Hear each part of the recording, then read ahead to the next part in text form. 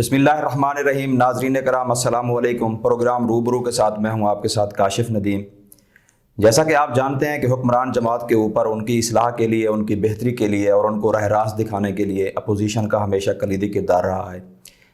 آج ہم حلقہ PP 279 کے حوالے سے بات چیت کریں گے۔ وہاں پہ اس وقت جو سیاست کی صورتحال ہے اور وہاں پہ اپوزیشن کا جو اہم ترین کردار ادا کر رہی ہیں وہ شخصیت جناب ارشد صدیقی صاحب ہیں، آج اسٹوڈیو میں ہمارے ساتھ موجود ہیں۔ ان سے ہم جانیں گے کہ اس وقت ان کے حلقہ کے اندر سیاست کی کیا صورتحال ہے۔ ان کی شخصیت کے حوالے سے میں آپ کو بتاتا چلوں کہ وہ اس وقت وکالت جیسے پیشے کے ساتھ بھی منسوب ہیں اور سیاست کے ساتھ بھی۔ صدیقی صاحب، سب سے پہلے تو آپ کو خوش آمدید، آپ نے اپنا قیمتی وقت نکالا۔ تو سر، یہ وکالت اور سیاست ایک ساتھ مشکل نہیں ہو جاتا؟ بسم اللہ الرحمن الرحیم۔ نو ڈاؤٹ بالکل مشکل ہو جاتا ہے۔ وکالت بھی فل ٹائم جاب ہے اور سیاست بھی فل ٹائم جاب ہے۔ آج کی جو سیاسی ریکوائرمنٹس ہیں، ہر آدمی یہ چاہتا ہے کہ میرے ساتھ امیدوار کی ڈائریکٹ انٹریکشن ہو، تعلق واسطہ ہو، اور جانا بھی پڑتا ہے، اور پھر ہر کسی کی شادی خوشی غمی میں بھی جانا پڑتا ہے، اور ادھر وکالت بھی فل ٹائم جاب ہے۔ کیسز اسٹڈی بھی کرنے ہیں، کورٹ میں اپیئر بھی ہونا ہے۔ میرے لیے چونکہ میرا کوئی ادر سورس آف انکم نہیں ہے، میں لینڈ لارڈ نہیں ہوں، میری کوئی انڈسٹری نہیں ہے، میرا کوئی بزنس ایسا نہیں ہے کہ مجھے اتنی انکم ہو کہ مجھے سیاست کے علاوہ اور اس کی پریکٹس کی ضرورت نہ ہو، تو میرا روزگار وہی ہے۔ مجھے اس کے لیے بھی ٹائم دینا پڑتا ہے اور سیاست کے لیے بھی ٹائم دینا پڑتا ہے۔ بہت مشکل ہے، لیکن اللہ تعالیٰ نے ہمت دی ہے۔ کوشش کر رہا ہوں کہ میں پالیٹکس کو بھی پورا ٹائم دوں اور اپنی وکالت کو بھی پورا ٹائم دوں۔ سر، جس حلقے کے ساتھ آپ کا تعلق ہے، PP 279 کوٹدو کا یہ حلقہ ہے، وہاں پہ اس وقت جو سیاسی صورتحال ہے، اگر اس کا ہم سابقہ جو اقتدار کے اندر جو رہے ہیں، جو MPA تھا، جو آج کا MP ہے، ان کی سیاست کے اندر آپ کیا فرق محسوس کرتے ہیں؟ مجھے تو کوئی فرق نہیں لگا۔ دعوے بہت تھے موجودہ MPA صاحب کے جو پچھلے الیکشن میں یا 2013 کے الیکشن میں کیے گئے، اور جو ان سے پہلے کے جو سابقہ حکمران تھے، ہنجرا صاحبان تھے، ان کے طرز سیاست سے مجھے بھی اختلاف رہا۔ میں نے بھی ہمیشہ تنقید کی ہر سیاسی سٹیج پہ، ان کی سیاست پہ بھی، اور اس دور میں MPA صاحب کی بھی وہی باتیں ہوا کرتی تھیں، ہماری بھی وہی بات تھی کہ جی ان کے دور اقتدار میں جھوٹے پرچے ہوتے ہیں، ان کے دور اقتدار میں ناجائز قبضے ہوتے ہیں، ان کے دور اقتدار میں کرپشن ہوتی ہے، ان کے دور اقتدار میں چوریاں ڈکیتیاں ہوتی ہیں، ان کے دور اقتدار میں رشوت سرعام چلتی ہے۔ تو اقتدار بدلا، وہاں سے MPA صاحب کے پاس آیا۔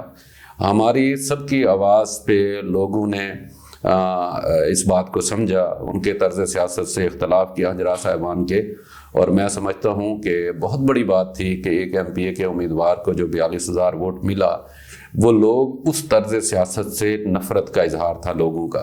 لیکن موجودہ MPA صاحب نے اقتدار میں آنے کے بعد وہی طرز سیاست اختیار کیا، چونکہ ان کی سیاسی زندگی کا آغاز اسی کیمپ سے تھا۔ یہ اسی کیمپ سے پہلے نائب ناظم منتخب ہوئے، اسی کیمپ سے یہ یونین کونسل کے ناظم بھی منتخب ہوئے، اور اسی کیمپ سے ہی ان کا کاروباری آغاز بھی وہیں سے ہے اور سیاسی آغاز بھی وہیں سے ہے، اور انہوں نے شاید سیاست سیکھی وہیں سے تھی، لوگوں نے سمجھنے میں غلطی کی ہے، تو یہ اسی طرز سیاست کو لے کے آگے چلے ہیں۔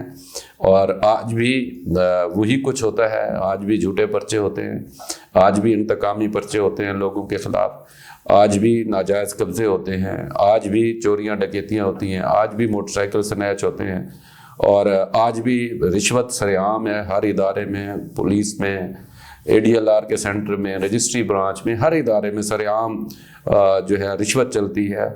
اور کہیں اس سے کچھ بڑھ کے اس لیے ہے کہ رشوت کے ریٹ بڑھ گئے ہیں کہ آج منتھلیاں لی جاتی ہیں پٹواریوں سے، آج ان سے جو ہے کمیشن لیے جاتے ہیں، اور ٹھیکیداری سسٹم میں جو پہلے رواج سسٹم تھا کہ کسی صاحب اقتدار نے اگر کسی ٹھیکیدار کو ٹھیکہ دیا تو وہ 10% لیتا تھا، اب تبدیلی کے دور میں وہ ریٹ بڑھ گئے ہیں، اور وہ ریٹ 10 سے 15% ہو گئے ہیں، لیکن ہمارے MPA صاحب نے تو 10-15% سے آگے نکل کے سارے ٹھیکے ہی اپنے پاس رکھ لیے، اور سارے جو ان کے اپنے رشتہ دار تھے جن کو ٹھیکیدار بنایا، جن کے نام کے ٹھیکے لیے، وہ بھی آج سارے چیخ رہے ہیں، سوشل میڈیا پہ بھی چیخ رہے ہیں، وہ بھی معاشی طور پہ ان کا بھی معاشی قتل ہو گیا ہے۔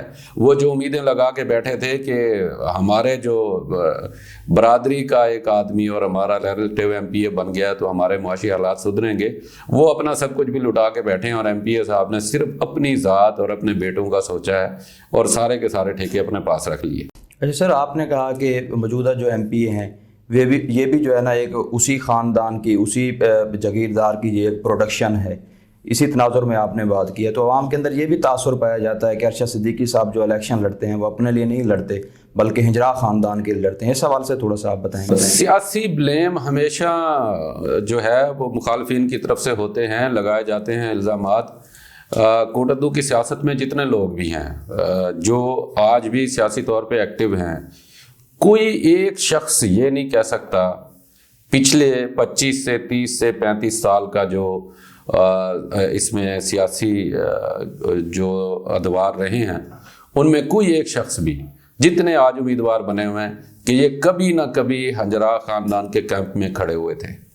میرا آج تک کوئی آدمی نہیں کہہ سکتا کہ میں نے عبداللہ سلفی صاحب جب 1990 میں الیکشن لڑ رہے تھے کوٹدو میں، اور اس وقت میری عمر میکسیمم جو ہے وہ 16-15 سال تھی، میں اسٹوڈنٹ تھا 9th کلاس کا اور 10ویں کا، میں اس وقت بھی عبداللہ سلفی کے سٹیج پہ ہنجرا خاندان کے خلاف تقریریں کیا کرتا تھا، اور میں نے آج تک کوئی شخص یہ نہیں کہہ سکتا کہ کسی ایک الیکشن میں میں نے ہنجرا خاندان کی حمایت کی ہو اور میں کبھی ان کے کیمپ میں جا کے کھڑا ہوں۔ ایون اگر ایک الیکشن میں ہماری جماعت کا کوئی کینڈیڈیٹ نہیں تھا اور میاں محسن علی قریشی صاحب کوٹدو کے حلقے سے آزاد الیکشن لڑ رہے تھے، تو میں اس وقت بھی میاں محسن علی قریشی کے ساتھ کھڑا تھا۔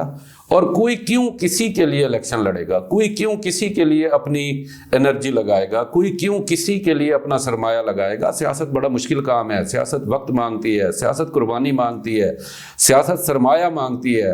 ہم اپنی محنت مزدوری سے کماتے ہیں اور وہ کما کے سیاست پہ لگاتے ہیں، میں کسی اور کے لیے کیوں لگاؤں گا؟ میرے لیے بڑا آسان تھا، میں نے اگر کسی اور کے لیے کرنا تھا میں سٹیجوں پہ کھڑے ہو کے ان کے خلاف تقریریں کیوں کرتا، میں جا کے ان کے کیمپ میں بیٹھ جاتا۔ اور میں انہی کی طرح جو کوٹدو کے جتنے بھی آج جن کے پاس جو سرمایہ دار لوگ ہیں، جن میں ایک ہمارے ایم پی اے صاحب بھی شامل ہیں، ان کا بیک گراؤنڈ سب کو پتہ ہے، کوٹدو کے لوگوں کو سب کو پتہ ہے کہ کیا تھا۔ وہیں پہ اسی کیمپ سے انہوں نے ٹھیکے لیے، ٹھیکیداری کا آغاز کیا، اور پھر کروڑ پتی، اور پھر آ کے ان کو چھوڑا تو ان کا معاشی حال جو تھا وہ بھی سب کے سامنے ہے، اور پھر اس کے بعد خود ایم پی اے بنے تو اپنا معاشی کیریئر بنایا۔ میں بھی جا کے انہیں کے کیمپ میں بیٹھ جاتا، میں بھی جا کے ٹھیکے لے لیتا، میں بھی جا کے روڈز کے ٹھیکے لیتا، انہیں کمیشن دیتا، اور اپنے بچوں کی جو ہے پرتعیش زندگی بناتا۔ اور میں کیوں کچہری میں سارا دن اپنی روزی کے لیے دھکے کھاتا؟ میرے لیے تو بڑا آسان تھا، لیکن میں جا کے کبھی نہیں بیٹھا۔ اور میں حیران ہوں جو لوگ یہ بات کرتے ہیں۔ اب اگر صرف ایک پچھلے الیکشن کو لے لیا جائے یا اس سے پہلے، میں نے 2 الیکشن لڑے ہیں، 2013 کا الیکشن میں نے لڑا ہے اور 2018 کا الیکشن میں نے لڑا ہے۔ اس سے پہلے 2002 میں مفتی عبدالجلیل صاحب نے الیکشن لڑا، اور 2008 میں بھی مفتی عبدالجلیل صاحب نے الیکشن لڑا، اور میں ان کا کمپینر بھی تھا، سپورٹر بھی تھا۔ 2013 کا الیکشن ایم پی اے صاحب نے پی ٹی آئی کے ٹکٹ پہ لڑا، میں نے ایم ایم اے کے ٹکٹ پہ لڑا، اور میرے ساتھ جو ہے مذہبی نقطہ نظر رکھنے والے لوگ، مذہبی جماعتوں کے سپورٹر میرے ساتھ تھے جو مفتی صاحب کے ساتھ تھے۔ 13 کے الیکشن میں میں نے 18,000 ووٹ لیا۔ کامن سینس کی بات ہے، مجھے کوئی بندہ سمجھا دے کہ پی ٹی آئی کا اور مذہبی جماعتوں کا، یا میں یوں کہہ لوں پی ٹی آئی کا اور جے یو آئی کا آپس میں جتنی شدت کے ساتھ سیاسی اختلاف ہے، شاید کسی پارٹی کا ایک دوسرے کے ساتھ اس طرح سے نہ ہو۔ اگر میں الیکشن نہ لڑتا تو میری جماعت کی قربت مسلم لیگ نون کے ساتھ تھی، پی ٹی آئی کے ساتھ نہیں تھی۔ میں اگر الیکشن نہ لڑتا تو میری جماعت کے لوگ مسلم لیگ نون کو ووٹ دیتے، میری جماعت کے لوگ پھر بھی کسی صورت پی ٹی آئی کو ووٹ نہ دیتے، وہ ہنجرا خاندان کو ووٹ دیتے۔ تو میرے الیکشن لڑنے سے ہنجرا خاندان کو کون سا فائدہ ہوا؟ ان کا تو سیاسی طور پہ نقصان ہوا۔ اور پھر اگلا الیکشن, پچھلا الیکشن بھی یہی صورتحال تھی. میں نے MMA کے ٹکٹ پہ الیکشن لڑا, مذہبی کارکن میرے ساتھ تھے. اگر میں امیدوار نہ ہوتا تو وہ مذہبی کارکن PTI کے ساتھ کبھی نہ کھڑے ہوتے, وہ مذہبی کارکن نون لیگ کے ساتھ چلے جاتے. تو یہ عجیب سی لاجک ہے جو مجھے سمجھ نہیں آتی کہ جی میرے الیکشن لڑنے سے ان کو فائدہ ہوتا ہے اور وہ مجھے کھڑا کر کے اپنا نقصان کیوں کریں گے, یا میں کسی کے لیے اپنی انرجی کیوں ویسٹ کروں گا اور اپنا سرمایہ کیوں لگاؤں گا. یہ سیاسی بلیم ہے جو سیاست میں چلتے رہتے ہیں. اچھا سر, مستقبل قریب میں جو جنرل الیکشن ہونے جا رہے ہیں اس میں آپ جو ہے اس کے صوبائی اسمبلی کے امیدوار ہیں. ظاہری سی بات ہے کہ ہمارے علاقے کے اندر پینل کی تشکیل ہوتی ہے, تو آپ کس MNA کے ساتھ جو ہے نا اپنا پینل بنانا پسند کریں گے؟ اس میں 3 MNAs ہیں, مصطفیٰ کھار صاحب ہیں, ڈاکٹر شبیر علی قریشی صاحب ہیں اور سلطان محمود ہجرا صاحب ہیں. ان میں سے کس شخصیت کے ساتھ اپنا پینل بنانا پسند کریں گے؟ ابھی میرے خیال میں اگر اس گورنمنٹ نے اپنا ٹائم پورا کیا تو تقریباً 1.5 سال الیکشن میں پڑے ہیں, اور یہ قبل از وقت بات ہے کہ آج میں اناؤنس کروں کہ میں کس کے ساتھ جو ہے وہ پینل بناؤں گا. میں اپنے طور پہ اللہ تعالیٰ کے آسرے پہ, اللہ تعالیٰ کی مدد اور نصرت سے میں نے اپنے کام کا آغاز کیا ہوا ہے, اور میں نے کوئی ابھی تک یہ ذہن نہیں بنایا کہ میں کسی کے ساتھ کوئی سیٹ ایڈجسٹمنٹ کروں گا بھی صحیح یا نہیں کروں گا. پاسبل ہے کہ میں انڈیپینڈنٹ اپنے اس میں جاؤں, اپنے طور پہ الیکشن لڑوں. میں لوگوں سے صرف 1 ووٹ مانگوں, میں کیوں 2 ووٹ مانگوں؟ باقی لوگوں کی, جو میرے دوست ہیں, میرے سپورٹر ورکر ہیں, ان کی اپنی مرضی, وہ جا کے NA کا ووٹ جس کو دیں. میں نے صرف اپنے ووٹ کی بات کرنی ہے, اپنی سیٹ کی بات کرنی ہے اور اپنے الیکشن کی بات کرنی ہے. اور ہاں, الیکشن میں اگر کوئی ایسی صورتحال بن جاتی ہے, اور میں تو وہ دوستوں کی مشاورت سے, جو میرے ساتھ دوست آج بھی میرے ساتھ کمپین میں ہیں اور ایک عرصے سے میرے ساتھ کھڑے ہوئے ہیں, اور الحمدللہ آج صورتحال جو ہے وہ پہلے میرے الیکشنوں سے بہت مختلف ہے. پہلے جو میں نے 2 الیکشن لڑے ہیں اس میں صرف مذہبی جماعتوں کے لوگ میرے ساتھ کھڑے رہے ہیں. عام جو لبرل طبقہ جس کو کہا جاتا ہے, یا کاروباری طبقہ, یا جو دوسرے مسالک کے لوگ تھے, وہ ہمارے قریب نہیں تھے. آج الحمدللہ دوسرے مسالک کے لوگ بھی, لبرل طبقہ بھی, کاروباری طبقہ بھی, سب کے سب لوگ آج ہمارے ساتھ جوک در جوک شامل ہو رہے ہیں. اور میں اپنے سب دوستوں کی مشاورت سے جو بھی ہوگا الیکشن کے ٹائم پہ فیصلہ کروں گا انشاءاللہ. جی, آپ کی جتنی بھی جو ہے نا اس وقت عوام کے ساتھ یا جلسے جلوس جو بھی ہو رہے ہیں, اس میں آپ کی تقریر کے اندر, آپ کی بات کے اندر جو کچھ آپ کہہ رہے ہوتے ہیں, اس میں MPA صاحب جو ہے نا, آپ کا جو پوائنٹ ہوتا ہے یا ہدف ہوتا ہے وہی ہوتا ہے, MNA کیوں نہیں ہوتے؟ وہ بھی تو PTI کے ہی ہیں. مجھے بات PTI سے اختلاف کی نہیں ہے. جب PTI سے اختلاف کی بات ہوتی ہے تو پورے ملک کی بات ہوتی ہے. مجھے ملکی سیاست کی میں بات ہی نہیں کرتا, میں نے اپنے مقامی حلقے کی بات کرنی ہوتی ہے. تو جو MNA صاحب کے حوالے سے ہے, ابھی تک کوئی ایسی چیز جو ہے وہ میرے سامنے نہیں آئی یا پبلک میں نہیں آئی کہ کہیں پہ MNA صاحب نے کسی ٹھیکے میں کمیشن لیا, MNA صاحب نے کوئی کرپشن لی یا MNA صاحب نے کہیں سے کوئی کمیشن لیا, کہیں سے کوئی منتھلی لی. اگر چاہے کوئی بھی ہو, چاہے میرا سگا بھائی کیوں نہ ہو, میری شروع سے, میں ایک غریب فیملی سے تعلق رکھتا ہوں. میرے والد صاحب ایک غریب آدمی, ہم کوئی لینڈ لارڈ نہیں ہے, میں نے غربت دیکھی ہے. اور میں جب کچہری میں بیٹھ کے دیکھتا ہوں کہ ایک غریب دھکے کھا رہا ہوتا ہے, جس کے خلاف جھوٹا پرچہ درج ہوتا ہے, اور وہ تھانے میں, کچہریوں میں اپنے جانور بیچ کے, گھروں کے برتن بیچ کے اپنے بچیوں کی جہیز کا سامان بیچ کے, اپنے بچیوں کے زیورات بیچ کے وہ پیسے پورے کر رہا ہوتا ہے. مجھے تکلیف ہوتی ہے اس بات سے. اگر مجھے جب کبھی پتہ چلا یا کوئی ایسی بات سامنے آئی تو میں ضرور ان کے خلاف بھی بات کروں گا. یہ تو اس بات کی دلیل ہے کہ میں صرف سیاسی پوائنٹ سکورنگ کے لیے کسی پہ الزامات نہیں لگاتا. جو بات جو حقائق ہیں میں تو وہ کرتا ہوں. اگر MNA صاحب کے خلاف کبھی کوئی بات آئی تو میں ضرور کروں گا. بلا وجہ میں کسی پہ الزام تراشی نہیں کروں گا. ان کی کوئی بات میرے سامنے نہیں ہے تو میں کیوں الزام لگاؤں. اور MPA صاحب کی میرے پاس درجنوں مثالیں ہیں. میرے پاس لوگ آتے ہیں, چیختے آتے ہیں میرے پاس, مجھے آ کے بتاتے ہیں, مجھے پٹواری بتاتے ہیں کہ جی میں منتھلی دے کے آیا ہوں. مجھے لوگ آ کے بتاتے ہیں جی مجھے بلایا اور مجھ سے 1 کروڑ روپے کی ڈیمانڈ کی ہے کہ جی مجھے آپ نے یہ کام کروانا ہے تو 1 کروڑ روپے آ کے دو, لا کے دو. ان کی اپنے فیملی کے لوگ وہ بھی آ کے مجھے بتاتے ہیں, ان کی برادری کے لوگ آ کے بتاتے ہیں. میرے پاس لوگ آتے ہیں, بتاتے ہیں سب کے سامنے گرین ویلی میں کیا ہوتا رہا, اور یا دیگر جو یہاں پہ شہر پہ میں کالونیاں بنی ہیں ان کے ساتھ کیا ہوا, پٹواریوں کے ساتھ کیا ہوتا ہے, ان کے پاس سے کتنی منتھلی جاتی ہے, اریگیشن میں کیا ہو رہا ہے, سب کو پتہ ہے. تو جو باتیں زبان زد عام ہیں, جو ہر بندے کو پتہ ہے, تو وہ اس کرپشن پہ تو میں بات کروں گا. میں تو کرپشن کے خلاف ہوں, شروع سے میری آواز ہے اور آواز رہی. سر یہ آپ نے جو کہا ہے کہ عوام آپ کے پاس آتے ہیں یہاں پہ, تو کیا آپ ان کو وہ راستہ نہیں دکھاتے جو ہمارے محکمے ہیں کرپشن کے خلاف, وہاں پہ کوئی اپلیکیشن دیں, وہاں جا کے ان کے دروازے پہ دستک دیں؟ آپ ہی کے پاس عوام آتے ہیں, ان کے مسائل کے حل کیا آپ کے پاس ہوتے ہیں؟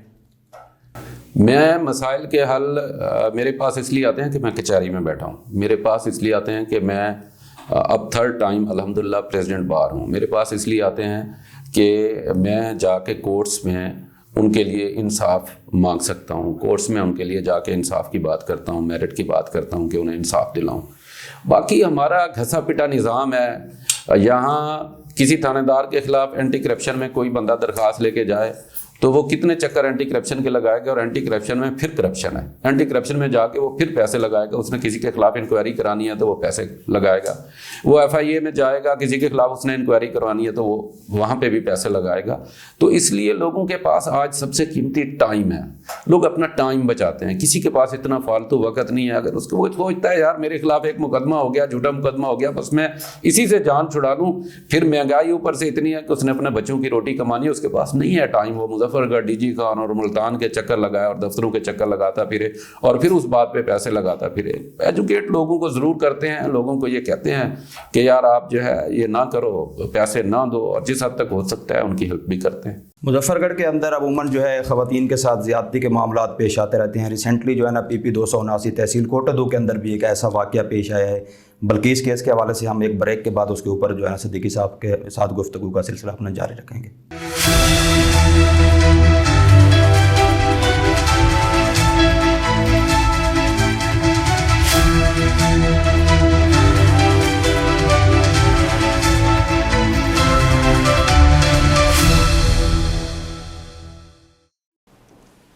پروگرام میں دوبارہ خوش آمدید. ہماری گفتگو کا سلسلہ جو ہے نا صدیقی کے صاحب کے ساتھ جو ہے نا ہم نے اس بات کے اوپر منقطع کیا تھا کہ کوٹہ 2 کے اندر ایک ریسنٹلی جو واقعہ پیش آیا ہے بلقیس کیس کے حوالے سے. صدیقی صاحب, بلقیس کیس کے اس وقت کیا پیش رفت ہے؟ اس کے اندر پولیس اور مقامی MPA کے اوپر بھی ایک سوالیہ نشان ہے کہ انہوں نے کوئی معاملات کو جو ہے نا لین دین کے ساتھ الجھایا ہے یا سلجھایا ہے. اصل میں بات یہ ہے کہ جب میرٹ ہوگا, انصاف ہوگا, سب کے لیے ہوگا, اور اگر میں جرم کرتا ہوں تو بھی اس کی سزا ہونی چاہیے, اگر کوئی پولیس آفیشل کرتا ہے اس کی بھی سزا ہونی چاہیے, اگر MPA کرتا ہے تو اس کی بھی سزا ہونی چاہیے. لیکن یہاں کچھ الٹ ہی ہوتا ہے. قانون صرف اسی لیے ہے, اس کے لیے ہے جو غریب ہے, جس کی کوئی ایوان کے اقتدار تک کوئی پہنچ نہیں ہے, اور ان سیاسی لوگوں کے لیے کوئی قانون نہیں ہے, کوئی پوچھنے والا نہیں ہے. میرٹ کی بات ہونی چاہیے بہرحال. بلقیس کیس میں جو میں نے اپنے طور پہ معلومات کی ہیں اور جو مجھے پتہ چلا ہے کہ جو ASI صاحب تھے انہوں نے کنفیس بھی کیا DPO صاحب کے سامنے, اور اگر ان کے پاس کسی کیس کی تفتیش تھی اور دوران تفتیش انہوں نے اس قسم کی کسی کے ساتھ ناجائز زیادتی کی تو یہ بہت بڑی زیادتی ہے. ان کو اس کی سزا ملنی چاہیے تھی. لیکن 3 دن بعد پتہ چلتا ہے کہ جی وہ اریسٹ بھی ہو گئے ہیں, اور پھر اس کا فیصلہ بھی ہو گیا, اور اس نے کورٹ میں جا کے بیان بھی دے دیے ہیں کہ جی میں نے غلط فہمی کی بنیاد پہ پرچہ درج کرایا ہے اور یہ میرا ملزم نہیں ہے. مجھے ایک دوست نے واٹس ایپ پہ میسج کیا جب یہ وقوع ہوا کہ جی اس طرح کا وقوع ہوا ہے اور یہ بہت بڑی زیادتی ہے, اور اس نے لکھا کہ کوٹ ادو کی بیٹی کی پکار, کیا کوٹ ادو کا کوئی عوامی لیڈر سنے گا, کیا کوئی اس پہ آواز اٹھائے گا؟ اور مجھے سجیسٹ کیا گیا کہ اس پہ آواز اٹھائیں. لیکن مجھے فرسٹ ڈے ہی میں نے ان کو بھی کہا, اپنے دوست کو بھی, اور میری چھٹی حس کہہ رہی تھی کہ اس میں یہی کچھ ہونا ہے جو کچھ اب ہوا ہے. اور اس میں جس بھی MPA نے میں نے مقامی ایک اور MPA کی بات سنی ہے, کچھ دوستوں کا کہنا کچھ اور ہے, آپ کے پاس اس کی معلومات بہتر ہوں گی مجھ سے. بہرحال ایک MPA کا اس میں کردار ہے جس نے اس میں اپنے طور پہ اس نے مصالحانہ کردار ادا کیا ہے, لیکن ایسے لوگ جو پروفیشن میں آ کے یونیفارم پہن کے یونیفارم کے بل بوتے پر اس قسم کی حرکت کریں وہ قابل معافی نہیں ہے. انہیں قانون کی گرفت میں آنا چاہیے تھا, انہیں اس کی سزا ملنی چاہیے تھی. ہر جو اس کا علاج جو ہے وہ پیسہ نہیں ہے. اس کا مطلب ہے جس کے پاس پیسہ ہے وہ جو چاہے کرتا پھرے, اس کے لیے کوئی قانون نہیں ہے, اور وہ پیسے سے کسی غریب کا منہ بند کر دے اور جتنی بڑی زیادتی کرتا پھرے, بس یہی ہے. اس کو یہ پتہ ہے کہ میرے پاس چونکہ دولت ہے, میرے پاس چونکہ پیسہ ہے, تو میں قانون کی گرفت میں نہیں آ سکتا, میں کسی سزا میں نہیں آ سکتا. یہ غلط ہے, یہ مصالحانہ کردار نہیں ہے. جس نے بھی ادا کیا ہے اس کی بھی اداروں کو پراپر انویسٹیگیشن کرنی چاہیے. جس نے اس کیس میں اس خاتون کو پیسے دلوائے ہیں اور اس کو مجبور کیا ہے کہ آپ راضی نامے کے بیان دو, اس بندے کے خلاف بھی کارروائی ہونی چاہیے, چاہے وہ ایم پی او ہو یا کوئی آفیسر ہو. اچھا, آپ یہاں پہ جو ہے نا جو کہہ رہے ہیں کہ اس میں ایک اور ایم پی اے کا کردار بھی ہے. میری جو بات تھی وہ یہ تھا کہ جو پہلے واضح طور پہ آیا ہے اس کا تعلق جو ہے نا کوٹدو سٹی سے نہیں ہے, وہ آؤٹ آف سٹی ہیں, لیکن ہیں تحصیل کوٹدو کے ایم پی اے. آپ نے جو بات کی, شاید انہیں کی بات کر رہا ہوں. اچھا, آپ بھی انہی کی بات کر رہے ہیں. اچھا, ہمیں یہ بتائیں کہ کوٹدو کے اندر اس وقت جو صورتحال ہے اس میں مسائل کی جو دلدل ہے اس کے اندر جو ہے نا عوام پھنستے دھنستے جا رہے ہیں. ان کا آخر کیا کوئی ایسا کوئی راستہ, کوئی لاہ عمل اپوزیشن کا کردار آپ کر رہے ہیں, عوام کو کیا آپ راستہ دکھائیں گے؟ اپوزیشن کے پاس سوائے احتجاج کے کوئی راستہ نہیں ہوتا. اپوزیشن کے پاس کوئی فنڈز نہیں ہے کہ اپوزیشن گلیاں بنوا دے, اپوزیشن اسٹریٹ لائٹ کا انتظام کر دے. اپوزیشن کے پاس سینیٹری ورکر نہیں ہیں, اپوزیشن کے پاس ادارے نہیں ہیں کہ اپوزیشن جا کے گلیوں کی صفائی کرائے, شہر کا سسٹم ٹھیک کرائے, جہاں جگہ جگہ ہر محلے میں فلش ڈپو بنے ہوئے ہیں وہ جا کے ختم کرائے. اپوزیشن کا کام صرف آواز اٹھانا ہوتا ہے. اپوزیشن کا کام صرف مسائل کی نشاندہی کرنا ہوتا ہے, اور گورنمنٹ کا کام بردباری کے ساتھ, حوصلے کے ساتھ تنقید کو برداشت کرنا ہوتا ہے. اور پھر ان کے جو نشاندہی ہو رہی ہوتی ہے, جو اپوزیشن کر رہی ہے یا جو میڈیا کے لوگ کر رہے ہیں, تو اس پہ ان کو نوٹس لے کے اگر خود انہیں نظر نہیں آتا تو جو اپوزیشن آواز اٹھا رہی ہے اس آواز پہ ہی کم از کم دیکھ لینا چاہیے کہ کیا واقعی ایسے مسائل ایگزسٹ کرتے ہیں یا نہیں کرتے, اور کرتے ہیں تو اس کو ان مسائل کے حل میں کردار ادا کرنا چاہیے. میرے پاس وہ صرف اپوزیشن والی آواز ہے وہ میں اٹھا رہا ہوں, ایک عرصے سے اٹھا رہا ہوں. میں نے اس پہ ریلیاں بھی نکالی ہیں, احتجاج بھی کیا ہے, میں روڈ بلاک بھی کیا ہے, میں افسروں کے دفاتر میں بھی جاتا ہوں, میں شہر کی صفائی کے لیے بھی بار بار ان کے پاس جاتا ہوں, میں کرپشن کے خاتمے کے لیے بھی دفتروں میں جاتا ہوں, باہر بھی آواز اٹھاتا ہوں. میں نے مہنگائی کے خلاف بھی آواز اٹھائی ہے. یہاں پہ جو وقوع ہوا, دکانوں کو آگ لگی, فائر بریگیڈ کی گاڑی نہیں تھی, میں نے اس پہ بھی آواز بھی اٹھائی ہے. میں نے اس پہ روڈ بلاک بھی کیا ہے اور اس کا نتیجہ بھی نکلا. بے شک اس کا کوئی کریڈٹ لیتا رہے, مجھے اس چیز سے غرض نہیں ہے کہ جی فائر بریگیڈ کی گاڑی ہم لے آئے ہیں, لیکن میں یہ سمجھتا ہوں کہ اگر اس پہ اپوزیشن آواز نہ اٹھاتی, ہم روڈ بند نہ کرتے, ہم ان کے خلاف پریس کانفرنسز نہ کرتے, تو شاید یہ مسئلہ جو اتنے عرصے سے تھا کہ کوٹدو شہر میں فائر بریگیڈ کی گاڑی نہیں تھی, وہ مسئلہ حل نہیں ہوتا. تو ہمارا کام مسائل کی نشاندہی کرنا ہے, اس پہ آواز اٹھانا ہے. وہ الحمدللہ ہم بھرپور آواز اٹھا رہے ہیں, اٹھاتے رہیں گے. سر, عوام کے مسائل کے لیے آپ احتجاج بھی کرتے ہیں, اس کے بعد جو ہے نا عوام کی اصلاح کے لیے, بہتری کے لیے سارے اقدامات اٹھائے جاتے ہیں. کیا جب آپ نے ریلیاں نکالی ہیں آپ کو اس کا کوئی رد عمل جو اس کا بھی سامنا کرنا پڑا ہے؟ ہم نے مہنگائی کے خلاف ریلی نکالی, پورے ملک میں مہنگائی کے خلاف احتجاج ہوا, اور ایک بڑا جینون ایشو تھا, کسی کی ذات کے خلاف نہیں تھا. ملک میں آج جو حالت ہے غربت کی وجہ سے اور پھر مہنگائی کی وجہ سے آپ کے سامنے لوگ خودکشیاں کر رہے ہیں.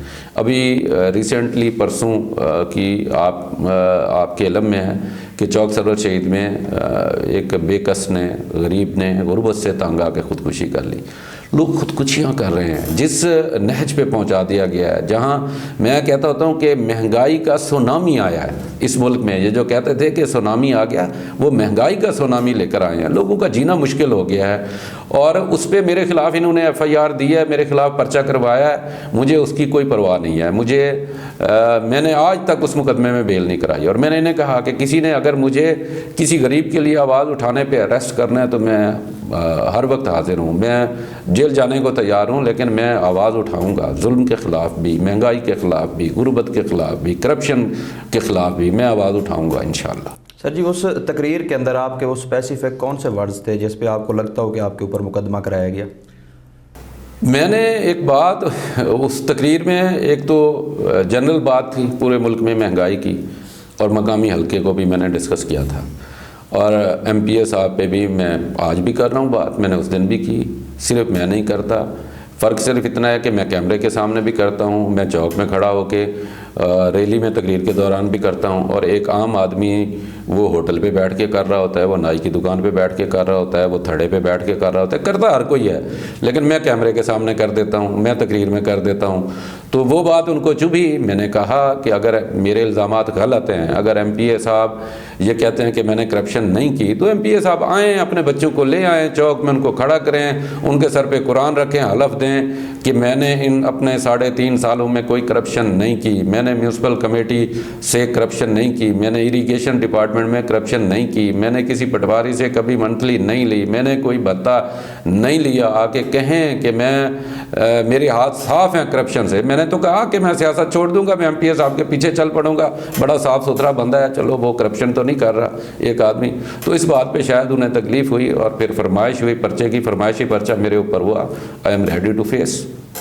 سر، اس وقت جو صورتحال ہے کوٹودو کے حلقہ کے اندر، سیاسی صورتحال میں متعدد افراد جو ہے وہ سیاست میں ان ہیں، اس میں ڈاکٹر عمر فاروق ہو گئے، غوث بخاری صاحب ہو گئے، ان کے ساتھ اور بھی متعدد کارکنان جو ہے نا وہ میدان میں اتر رہے ہیں۔ کیا یہ ایم پی اے کے خلاف کوئی سیاسی محاذ رہی تو نہیں ہے، یا کوئی سیاسی اتحاد تو نہیں ہے؟ سارے میرے لیے قابل احترام ہیں۔ ڈاکٹر عمر فاروق صاحب میرے بچپن کے دوست ہیں، میرے بھائی ہیں۔ شہباز بخاری صاحب بھی میرے لیے قابل احترام ہیں۔ ایم پی اے کے خلاف محاذ کوشش تھی کہ بننا چاہیے سب متحد ہو کے ایک ہی آواز اٹھائیں اس کرپشن کے خلاف، لیکن ان لکیلی سب نے یہ سمجھ لیا کہ شاید اشرف رند صاحب جیسا بندہ ایم پی اے بن گیا تو شاید میں بھی ایم پی اے بن جاؤں گا، لیکن بہت مشکل کام ہے۔ سب میرے لیے بھائی ہیں، میرے لیے قابل احترام ہے۔ میں بلا وجہ اپنے ان دوستوں پہ تنقید نہیں کروں گا، ان کا حق ہے، جمہوری حق ہے، وہ اپنی محنت کر رہے ہیں، کوشش کر رہے ہیں، انہیں کوشش کرنی چاہیے، وہ کوشش کریں، لیکن زیادہ بہتر ہوتا کہ اگر ہم سارے دوست اکٹھے ہو کے ایک ہی آواز لگاتے تو۔ اچھا سر، اس وقت جو کوٹودو کی صورتحال ہے، وہاں پہ آئے روز جو ہے نا حادثات، کیونکہ مظفر گڑھ کی سب سے بڑی تحصیل ہے، آبادی کے حوالے سے بھی دیکھا جائے تو وہاں پہ ایک بلڈنگ تعمیر کی گئی تھی ریسکیو کی، عوام کی بہتری کے لیے، ریسکیو کرنے کے لیے، تاحال وہ فعال نہیں ہوئی۔ اس حوالے سے آپ کوئی گورنمنٹ کو میسج دینا چاہیں، یا اس کے پیچھے آپ کو کچھ اسباب کوئی معلومات ہوں تو وہ بتائیں۔ کاشف صاحب، بڑا ظلم ہے، ہماری جو سوچ ہے نا وہ بہت چھوٹی سوچ ہے۔ یہاں پہ 1122 کا آفس بنا، نون لیگ کے دور میں بنا، کوئی شک نہیں، جس نے جو کام کیا اس کو اس کا کریڈٹ جانا چاہیے۔ اگر ایم پی اے صاحب نے کوئی کام کیا تو ان کو بھی اس کا کریڈٹ جانا چاہیے۔ اچھی بات ہے، جو شہر کے لیے، لوگوں کے لیے اگر کسی نے اچھا سوچا تو۔ اب اس کو صرف اس لیے غیر فعال ابھی تک رکھا جا رہا ہے کہ یہ آفس نون لیگ کے دور میں منظور ہوا۔ بھائی جان، آپ جا کے اپنی تختی لگا لیں، اس کو فعال کروا لیں، 1122 کے دفتر کو، وہاں پہ سٹاف تعینات کرا لیں، وہاں پہ گاڑیاں منگوا لیں، بے شک جا کے اپنی تختی لگوا لیں، لیکن صرف اس لیے اس کو غیر فعال نہ رکھا جائے کہ یہ منظور مسلم لیگ نون کے دور میں ہوا تھا تو اب یہ فعال نہیں ہو سکتا۔ وہاں پہ گاڑیاں نہیں ہیں، وہاں پہ سٹاف نہیں ہے، اس بلڈنگ کا آج تک کیا فائدہ ہے؟ اور یہ اتنا بڑا شہر ہے، اتنی بڑی تحصیل ہے، یہاں پہ آج بھی جو حادثہ ہوا ہے تونسا موڑ پہ، وہاں پہ ان کو بر وقت طبی امداد نہ ملنے کی وجہ سے تو لوگوں کی جان چلی گئی ہے۔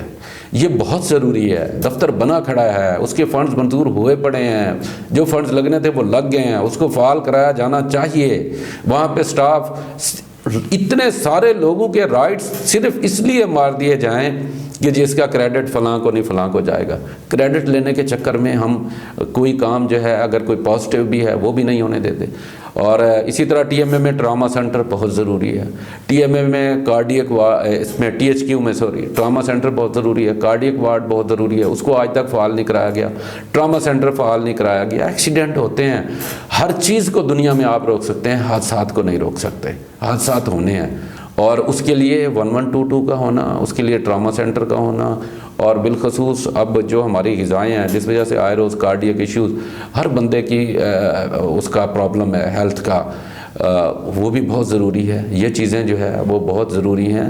اس پہ میں بطور شہری ایم پی اے صاحب کو بھی اور ایم این اے صاحب کو بھی کہوں گا کہ آپ لوگوں کے حقوق نہ ماریں، آپ کسی کی سیاسی سکورنگ یا اس کے چکر میں پڑنے کی بجائے لوگوں کے حقوق کے لیے کم از کم اس 1122 کے دفتر کو فعال کروائیں، THQ میں ٹراما سینٹر فعال کروائیں، اور کارڈیک وارڈ جو ہے وہ فوری طور پہ اس کو بھی فعال کروائیں۔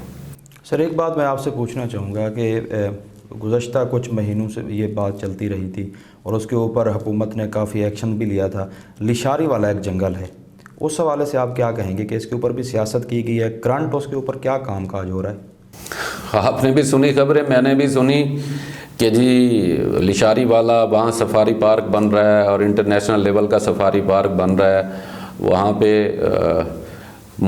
میں تو شاید ویسے کبھی نہیں جا سکا، اتفاق نہیں ہوا لشاری والے میں جانے کا، لیکن آپ کے اگر کوئی دوست جائیں تو مجھے بتائیں کہ وہاں پہ کون سا انٹرنیشنل لیول کا سفاری پارک بن گیا ہے۔ بڑی اچھی بات ہے، دبئی لیول کا اور کولالمپور جیسا کوئی سفاری پارک یہاں پہ لشاری والے جنگل میں اگر بن گیا تو کوٹدو کی گڈ لک ہے۔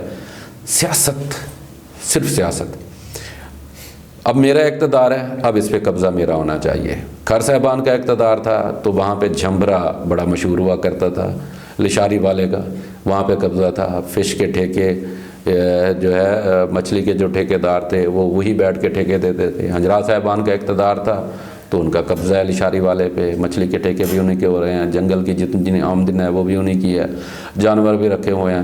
تو MPA صاحب نے بھی سوچا اب اقتدار میرا ہے، میری پارٹی کا بھی ہے، تو یہاں پہ اس پہ قبضہ میرا ہونا چاہیے۔ اور اس میں کچھ لوگوں کو میں نام نہیں لینا چاہتا، ان کو حصے دار بھی بنانے کی کوشش کی گئی کہ آپ بھی میرے ساتھ اس کے پارٹنر بن جائیں اور 50-50 پہ ہم اس کو لے لیں۔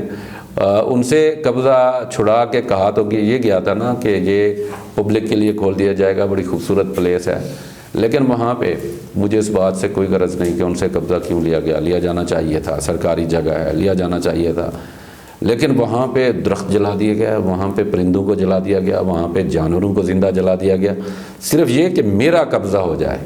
اور اگر نہیں ہو سکا، اپنا قبضہ نہیں ہو سکا، جب یہ دیکھا کہ اب اس میں میں کامیاب نہیں ہو سکتا کہ میرا قبضہ ہو جائے، تو اب انٹرسٹ ختم ہو گیا ہے۔ چند دن کی بات تھی، لشاری والا اٹھا، آج لشاری والے کی کوئی بات نہیں کرتا، آج سفاری پارک کی کوئی بات نہیں ہوتی، آج وہاں پہ جو ہے یہ پبلک کے لیے کھولنے کی کوئی بات نہیں ہوتی، صرف سیاست تھی اور اپنے اپنے مفادات تھے۔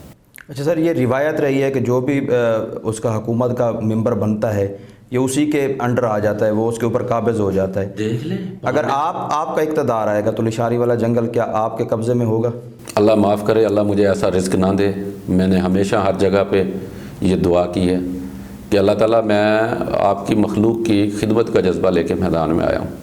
اگر مجھے کوئی دولت کی ہوس ہو، اگر مجھے کوئی طاقت کا کوئی نشہ ہو، اس کی کوئی ہوس ہو، تو اللہ مجھے ایسا اقتدار نہ دے۔ سر جی آخری سوال، آپ کے منشور کیا ہیں؟ اللہ تعالیٰ مجھے موقع دے۔ میں نے کہا میں کوٹدو میں میری برادری نہیں ہے، میری برادری کے ہزاروں ووٹ نہیں ہیں، کوٹدو کے غریب لوگ میری برادری ہے، کوٹدو کے میرے دوست میری برادری ہیں، میں انہی کی خوشی غمی میں جاتا ہوں، میں انہی کی شادیوں پہ جاتا ہوں، انہی کی فوتگیوں پہ جاتا ہوں، انہی کے جنازوں پہ جاتا ہوں، انہی کی کلخانیوں پہ جاتا ہوں۔ میری خوشی غمی میں وہی میرے دوست، وہی غریب لوگ شامل ہوتے ہیں۔ میرے اوپر کوٹدو کے بڑے احسان آئے، کوٹدو نے مجھے پہچان دی، کوٹدو نے مجھے نام دیا۔ میرے خلاف بہت سارے مقدمات ہوئے، مینی ٹائم میں ڈیٹین ہوا سیاسی حوالے سے، میرے اوپر 302 تک کے مقدمات ہوئے۔ کوٹدو کے لوگوں نے میرا ساتھ دیا، کوٹدو کے لوگ میرے لیے روڈز پہ بیٹھتے تھے، کوٹدو کے لوگ دکانیں بند کرتے تھے، کوٹدو کے لوگ کاروبار بند کرتے تھے۔ تو میرے اوپر احسانات ہیں کوٹدو کے غریبوں کے، کوٹدو کے لوگوں کے۔ میں اللہ تعالیٰ سے یہی دعا کرتا ہوں اللہ تعالیٰ مجھے موقع دے، میں اپنے کوٹدو کے حالات بدلوں، میں کوٹدو سے سب سے پہلے اداروں سے کرپشن کا خاتمہ کروں، رشوت کا خاتمہ کروں، لوگوں کو سیاسی ڈیروں پہ نہ جانا پڑے کام کرانے کے لیے۔ اور ایسی بات نہیں ہے کہ آج اداروں میں ایسے افسر نہیں ہیں کہ جی وہ بغیر رشوت کے کسی کا کام کر دیں، آج بھی موجود ہیں ایسے لوگ، ہمارے پاس مثالیں ہیں، ہمارے کوٹدو میں ایسے افسر آئے ہیں، کام کرتے رہے ہیں، نوید دیرت جیسے لوگ کام کرتے رہے ہیں، یہاں پہ عرفان کھوسا جیسے لوگ کام کرتے رہے ہیں۔ اللہ تعالیٰ مجھے موقع دے میں ایسے لوگوں کو لے کر آؤں تاکہ کسی کو کسی سیاسی ڈیرے پہ نہ جانا پڑے، کوٹدو کے لوگوں کا بغیر رشوت کے کام ہو، یہاں اداروں سے کرپشن کا خاتمہ ہو، یہاں لوگوں کا ٹیکس کا پیسہ ان کے اپنے اوپر لگے، यहाँ शहर में जगह जगह से फ्लक्स डिपो ख़त्म हो जाएं, यहाँ शहर में स्ट्रीट लाइट हो, यहाँ शहर में गलियों की सफाई हो। यहाँ आज भी कोटद्दू के गिरद नवा में म्यूनसिपल कमेटी में कुछ एरियाज़ बस्तियाँ ऐसी मेरी नज़र में हैं जहाँ पे बिजली के जो खंभे हैं उनकी ज़रूरत है, जहाँ पे गैस की ज़रूरत है। तो मैं कोटद्दू के कुर्ब जवार में, कोटद्दू के देही इलाकों में बहुत सारी चीज़ों की ज़रूरत है। आज भी सड़कों की ज़रूरत है, आज भी स्कूलों की ज़रूरत है, आज भी THQ हॉस्पिटल को बेहतर करने की ज़रूरत है। यहाँ पे मेडिसन नहीं है, यहाँ पे डॉक्टर बर वक्त जो है वो नहीं मिलते, लोगों को मुश्किलात हैं। तो मैं अपने कोटद्दू के लोगों के लिए, जिनके मेरे ऊपर दर्जनों एहसानात हैं, सैकड़ों एहसानात हैं, जिन्होंने मुझे नाम दिया, पहचान दी, मैं उनके लिए कुछ करना चाहता हूँ। अल्लाह ताला ने मुझे मौका दिया तो मैं इंशाल्लाह ज़रूर करूँ। अल्लाह ताला आपका हामी और नासिर। और नाज़रीन कराम, आज जो है ना एक मोतबर शख्सियत के साथ हमारी सियासत के हवाले से और लोकल सियासत के हवाले से एक सैर हासिल गुफ्तगू हुई है। इंशाअल्लाह जो है ना नेक्स्ट प्रोग्राम में हम जो है ना एक नई शख्सियत के साथ आपके साथ फिर से जो है ना हाज़िर खिदमत होंगे। तब तक के लिए अल्लाह हाफ़िज़।